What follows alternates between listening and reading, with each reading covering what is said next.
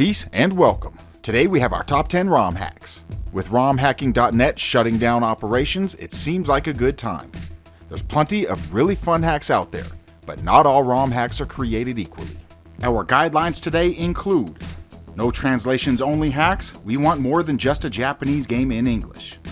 They must be playable on actual hardware, so you can download them and play on the console.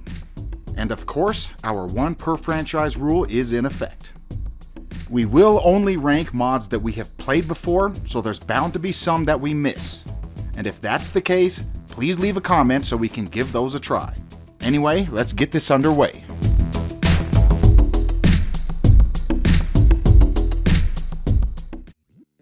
Our first up today is a hack of Metroid, the original NES game. It's titled Metroid Rogue Dawn.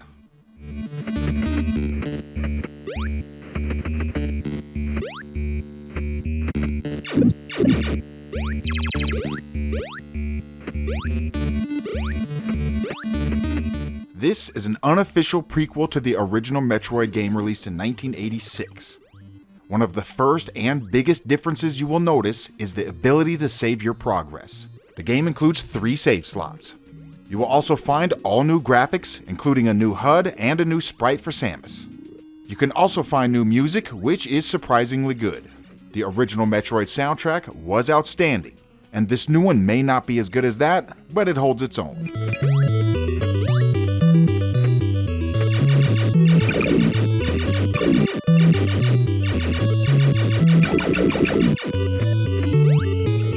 There's new level design as well, so it's basically an all-new game in the style of the original Metroid. If you're a fan of the NES game, then I recommend you give this one a try.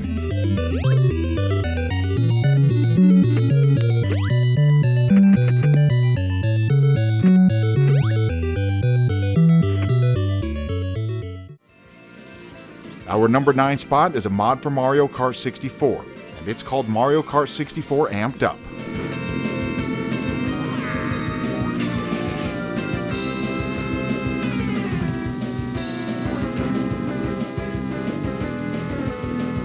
Created by Litronom and Dead Hamster, this mod features 100% different tracks and all new music.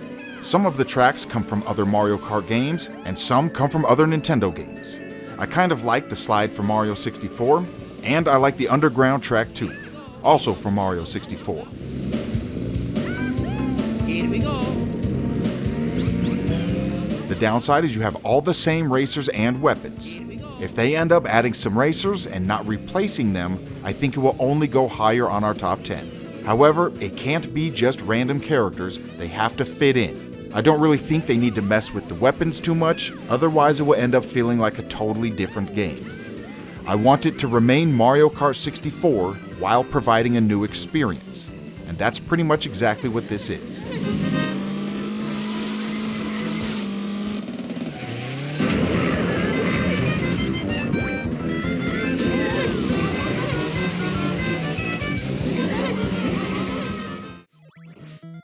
Number 8 is held by Castlevania, a hack titled Chorus of Mysteries.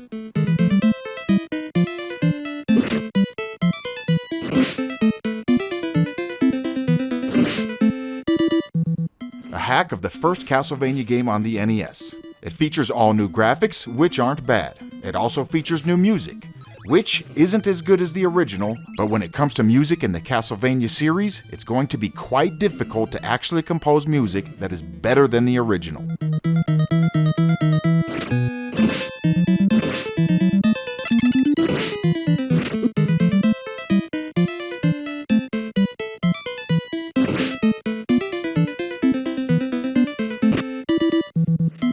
I'm not really fond of the hitboxes. I'm not sure if that's a symptom left over from the original, or if they did something to change that. All I know is sometimes I feel ripped off, and that's never a good thing in a game. With all of that being said, you can see lots of work went into the hack. And if you like the Castlevania games on the NES, you might want to give this a try.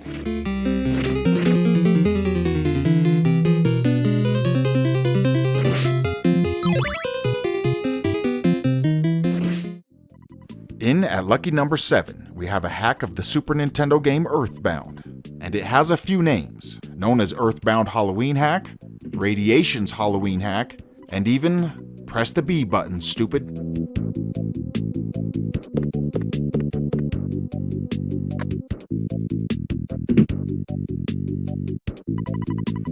Released in 2008 by Toby Fox, you may know him as the writer, developer, and composer of the RPG Undertale, which was released in 2015. This hack takes place in an alternate timeline of Earthbound, and I won't spoil any more of the game than that.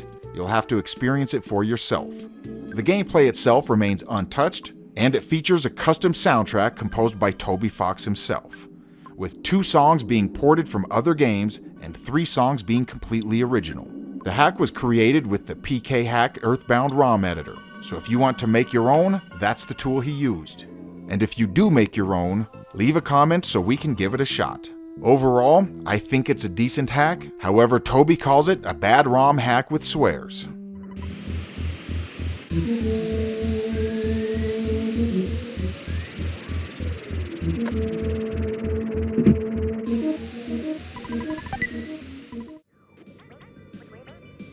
In at number 6, we have a hack for Star Fox on the SNES, titled Star Fox EX.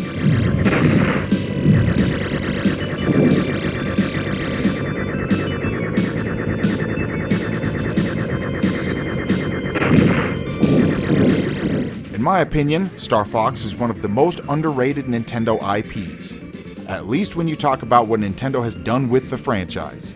You have Star Fox Zero, released in 2016 on the Wii U, which I thought was a decent game, besides the fact you are forced to use the motion controls. But the point is, Nintendo has only released one game since 1997 when they released Star Fox 64. It's almost like they don't even care about the IP. Leave it to fans to revive it and keep it alive. Released on March 19th of 2024, this Star Fox hack contains a new map with 17 new stages, new bosses, new music, and new backgrounds, with the same good old gameplay that we all know. If only Nintendo would put in as much passion into a new Star Fox game. I'm sure people would pay a few bucks to have an all-new Star Fox experience. I know I would. This hack also supports the SNES mouse and the Super Scope, which means you have all new ways to play the game.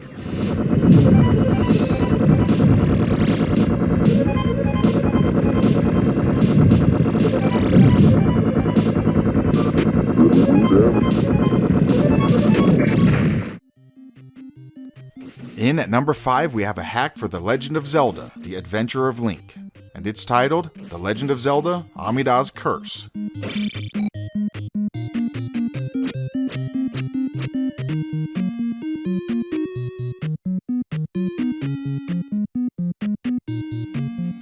A hack that features all new graphics, a new story, a new soundtrack, a new overworld, and also throws in some little tweaks that improve the base game, such as animated tiles on the overworld. No longer is everything static. I also like how the hearts replace the square blocks of the original.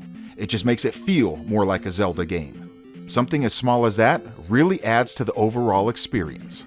There's a total of 9 new temples versus 7 in the original game, as well as 11 new towns versus 8 in the original game. Many of the enemies remain, but they have been reskinned, so you will recognize attack patterns of enemies. It's basically bigger and better. And I'm not saying it replaces Adventure of Link, but if you like that, you might like this.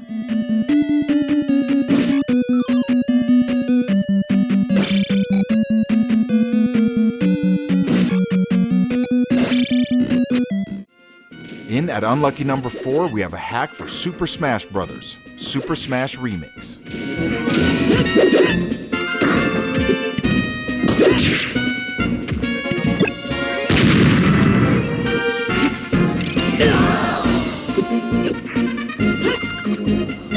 The original game has a total of 12 characters and 16 stages, while this hack pushes the selectable characters all the way up to 30, and the stages all the way up to 85.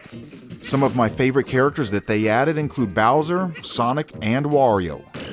And the stages, where do I even begin? I like the Virtual Boy stage, the Mario 2 stages, and many others. When there's 85, you have plenty to choose from. I have been playing on version 1.5.2, and it says it's still a beta, which is kind of funny because I've seen ROM hacks do a fraction of this and claim to be completed. If this is a beta, I can't wait to see the final product.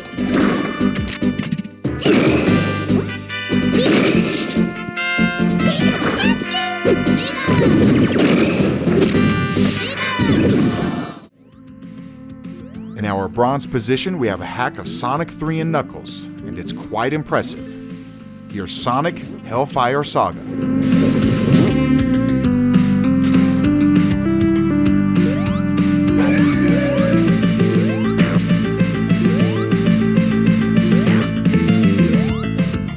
A tribute to Ghosts and Goblins and Castlevania franchises, and it tells you that right off the bat. This hack features completely different graphics with a blend of some old sprites that you might recognize, especially when it comes to the boss fights. You will see Firebrand from Ghosts and Goblins, as well as in his own game, Demon's Crest. One fight is even versus Arthur himself. I'm not going to spoil all of the boss fights, but I did want to mention at least a few. The overhaul of the graphics is actually quite good. I would like to see more ROM hacks with graphic tweaks like this. When it comes to the sounds in the game, you will probably recognize some of them. I know I did. Overall, I enjoyed playing, and it's my new favorite Sonic ROM hack.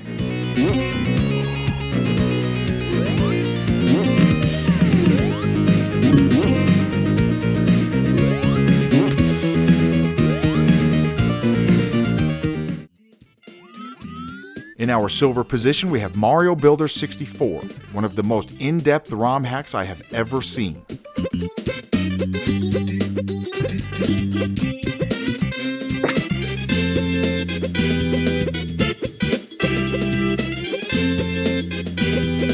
It's basically Mario Maker for the Nintendo 64.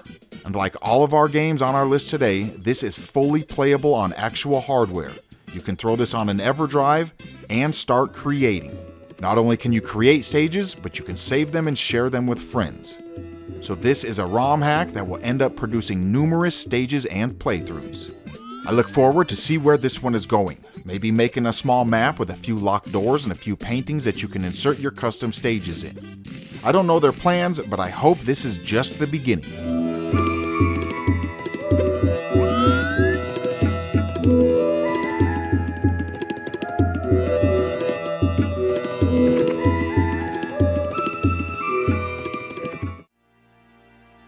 In our top spot today, we have one of my all-time favorite games combined with one of my all-time favorite movies, Goldfinger 64.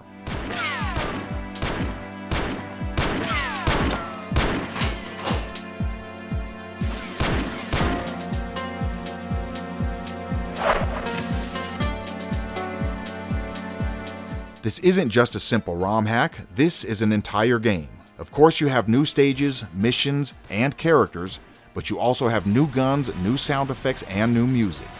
The music may not be as good, but the GoldenEye 007 was done by some very talented composers, and I don't expect anyone to live up to that. I can sum it up by saying, Goldfinger 64 has good music, GoldenEye 007 has great music. The game follows the movie pretty well. If you can think of a scene in the movie, you can probably find it in the game. There's 20 full stages with bosses and all. You fight versus Oddjob at Fort Knox. And you fight versus Goldfinger on his plane. Overall, this is an outstanding ROM hack, and my personal favorite.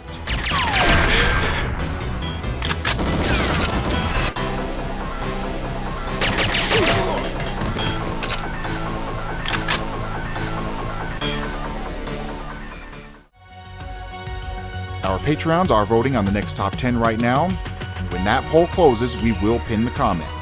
Right now it's tied, so if you want to help decide, then check out the Patreon link in the description. But for now, shout out to Golden Tier patrons, Bearsona, Quantum X, MJJ, and Shadow Just. It's very much appreciated. I am ICC. Thanks for watching. Peace.